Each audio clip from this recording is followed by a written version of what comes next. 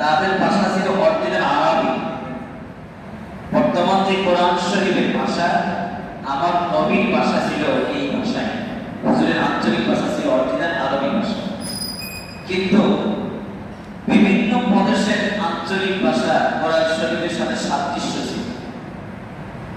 যেরকম আমাদের আঞ্চলিক ভাষা, সাধু ভাষা, চলিত ভাষা এবং ঢাকা, চট্টগ্রাম, রাজশাহী, সিলেট এক এক দেশের ভাষার মধ্যে পার্থক্য আছে। বাংলা ভাষা ঠিকই, কিন্তু ভাষার ভিতরে কিছুটা কি আছে, পার্থক্য আছে। ঠিক ওই জমানা উসমান রাদিয়াল্লাহু তাআলা দেখলেন অঞ্চলভেদে মানুষ তাদের আঞ্চলিক ভাষায় কোরআন শরীফ তেলাওয়াত করে। এটা ইসলামের জন্য পরবর্তীতে ক্ষতি করে দাঁড়ায়। তিনি কি করলেন? আল্লাহর পক্ষ থেকে যে আরবি ভাষায় কোরআন শরীফ নাযিল হয়েছে, বর্তমানে আমরা যে ভাষায় কোরআন শরীফ তেলাওয়াত করি থাকি, এই কোরআন শরীফের পাঠ্যলিপি সংগ্রহ করলেন। সংগ্রহ করে এটা এরকম কিতাব আকৃতি তৈরি করলেন।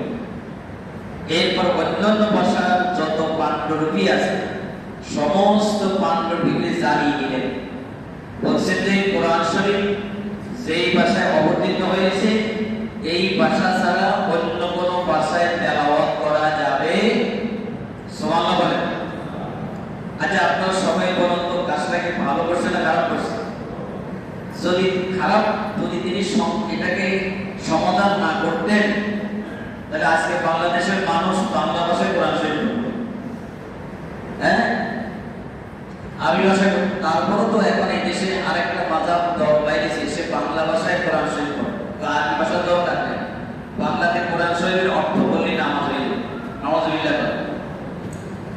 এখন তিনি যখন আমার নবীর ভাষা, আল্লাহ পাকের ভাষার উপরে যে কোরআন শরীফ নাযিল হয়েছে, ওই ভাষার উপরে যখন পাণ্ডুলিপিটাকে চূড়ান্ত রূপ দিলেন, বাকিগুলোকে পুড়িয়ে ছাই করে দিলেন,